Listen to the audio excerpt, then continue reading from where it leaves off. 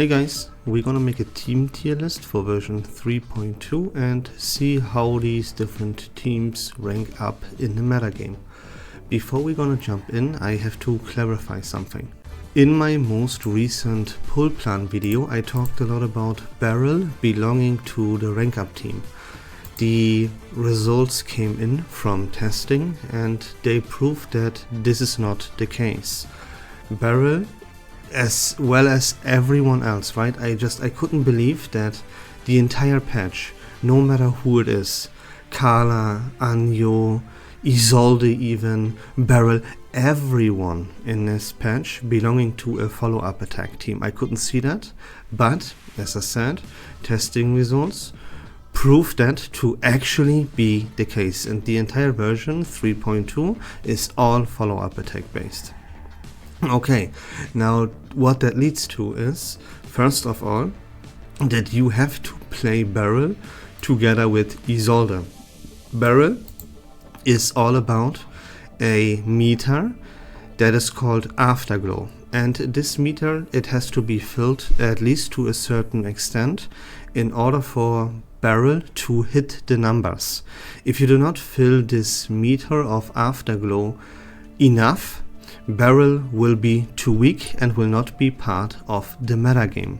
And the only character in this game, in version 3.2, that will accomplish filling the Afterglow meter enough is Isolde. Again, since Barrel has the ability to make her teammates, no matter who it is, fill the Afterglow meter, I thought it is gonna be fine, at least, to play her without a character that has additional burn and even the Afterglow mechanic herself with Isolde, right? But again, this is not true. If you play Isolde, if you play Barrel in the rank up team, then the Afterglow meter will not be filled enough and Barrel will not hit the intended numbers and be too weak. So the only option that you have, would you please not talk, Samplewise? I would highly appreciate that.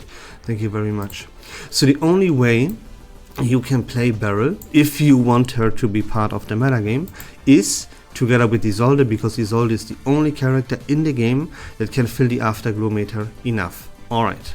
Another thing that you have to know, of course, is that you have to play these both together then with Flutterpage and Fatuto. That is gonna be their only possible team for the time being. And that leads to a little bit of a problem here, because if you have Anjonala already at your disposal, right? She gets a Euphoria update and you're probably not gonna want to miss that, you know, that would be a little bit of a waste. You finally want to get rid of the dust that Anjonala gathered throughout her not being truly viable.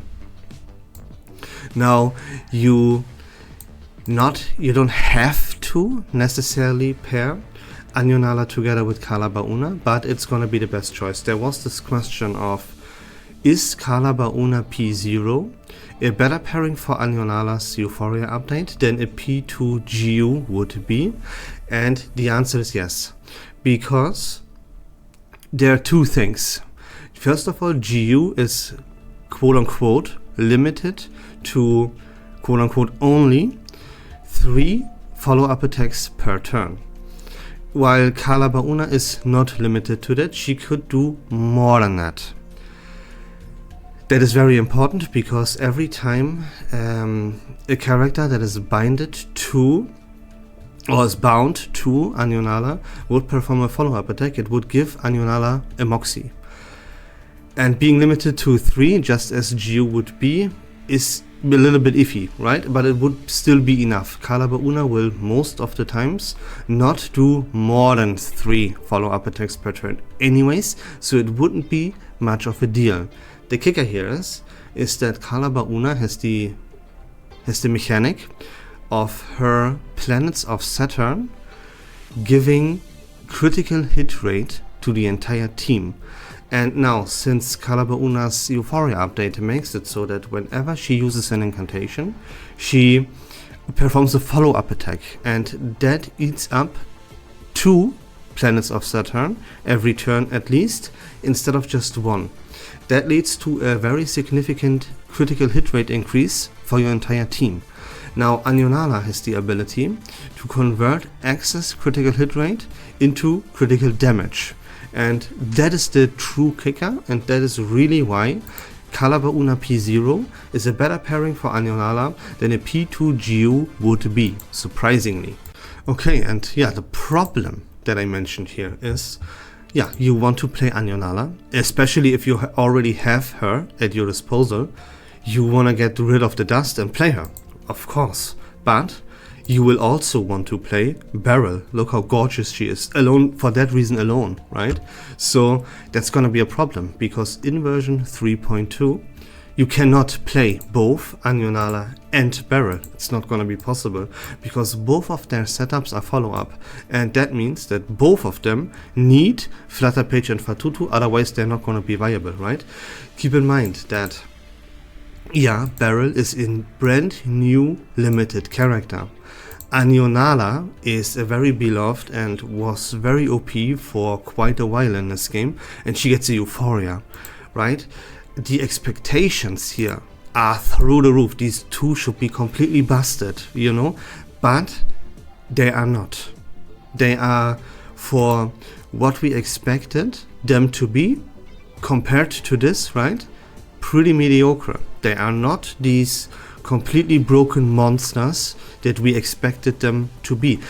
Like myself as well, right? I expected Anionala to be out of control busted. She is not. That is very, very important to take away here.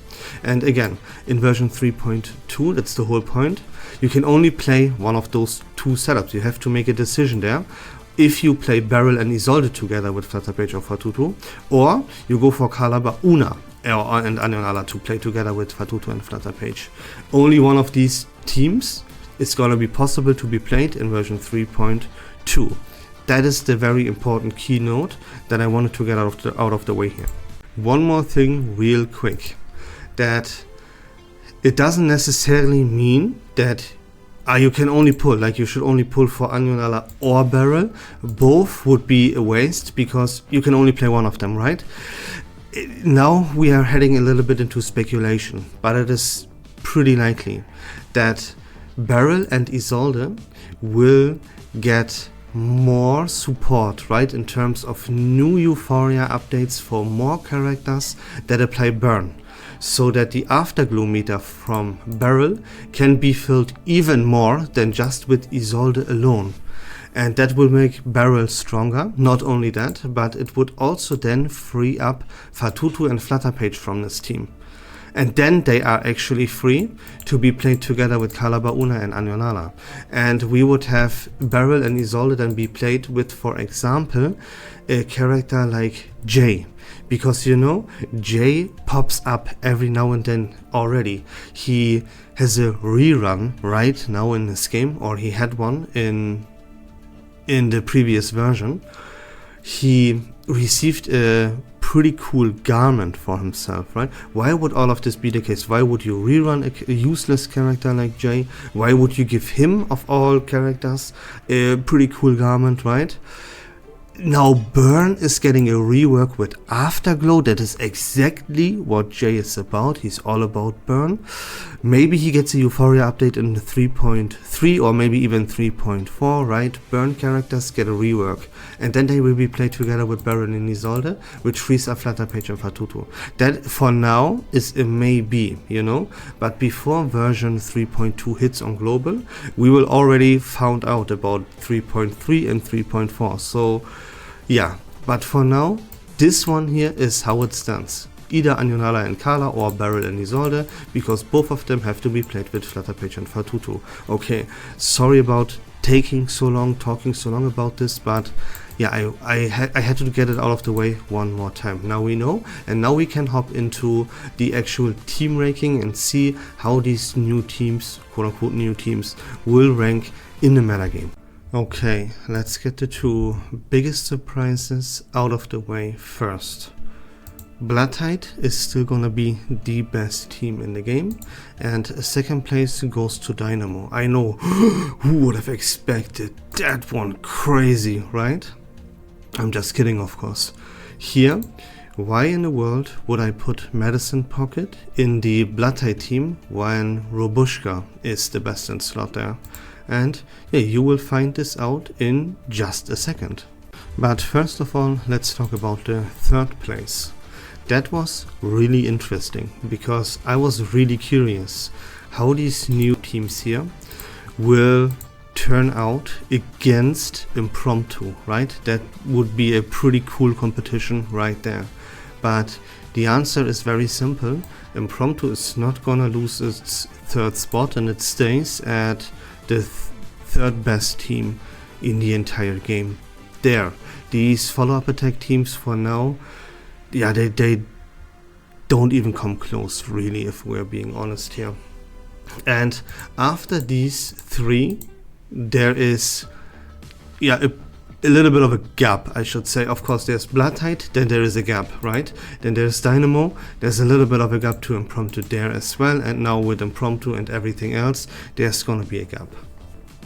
And that is a little bit of a problem when it comes to the state of the game, because whenever now a new team comes out, it's gonna be compared to like Blood Tide and Dynamo, and of course it's not gonna stand that test. All there is Impromptu. Is a new team gonna be better than Impromptu? That is the question that you have to ask yourself. And for this Barrel Anionala follow-up setup, the answer is no. Impromptu is gonna be better than those teams. Okay. And this leads to the scenario that whatever you rank now at rank 4, 5, 6, right? It doesn't matter. Like, you can rank there whatever the fuck you want. Let's take this example right here with the Ultimate Archetype team. Let's put that at rank 4. And here is where I put Robushka. Little explainer that whenever I do a tier list, I will only use a character once, right? I explained that many times in the past, that I will not just put Fatutu into every single team. That wouldn't make any sense, because you would want to, and you should actually, build multiple of these meta game teams. You should have multiple teams that are on top of the meta at your disposal. And if I put like Robushka everywhere now, I can put her here in this Ultimate Archetype team, I can put her at Dynamo best in slot, and I could put her into Blood Tide best in slot, right?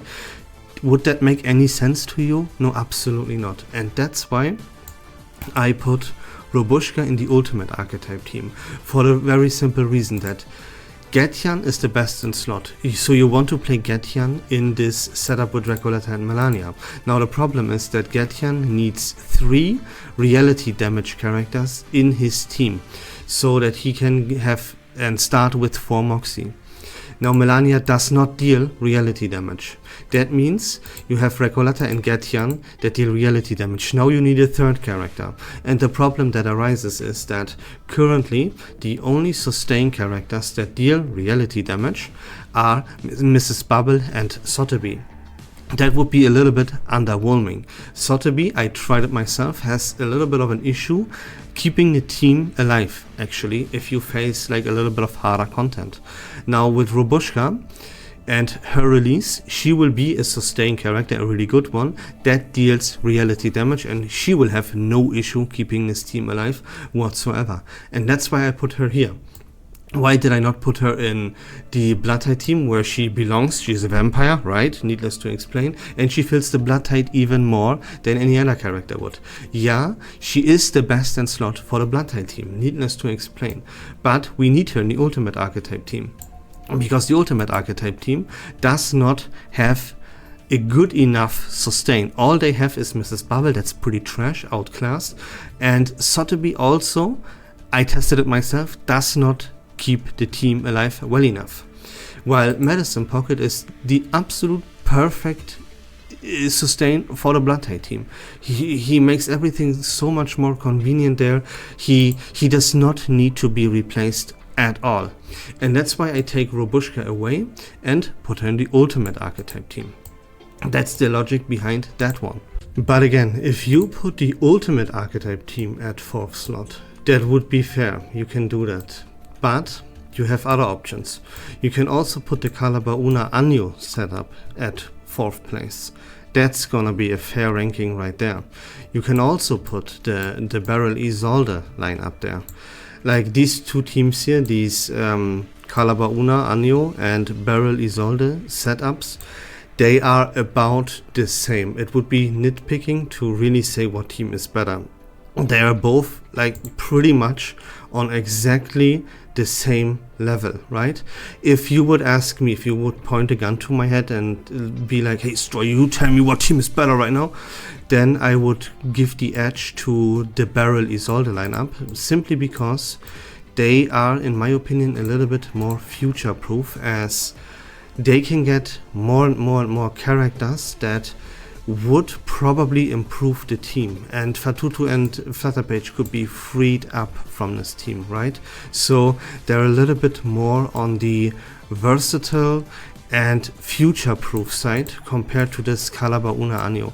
Calabauna Anio, they will always be, right now, reliant on having Flutterpage and Fatutu. These two have not the option to like free Flutterpage and Fatutu up or anything like that, right? So that's the reason that if I would have to give an edge to one of those teams, I would give it to the Beryl setup, because Afterglow is now probably, right, it's a little bit of speculation, we don't know what new Euphoria updates, what new characters we're gonna get, but Afterglow should be, in theory, be more future-proof than this follow-up setup right here with Anio. Okay, so that would lead you with two options. Either you put Beryl Isolde at rank 4, or you put this rank up team here with Getjan and Robushka at place number 4 or number 5. How you rank these two teams, what you put at 4th or 5th rank, it really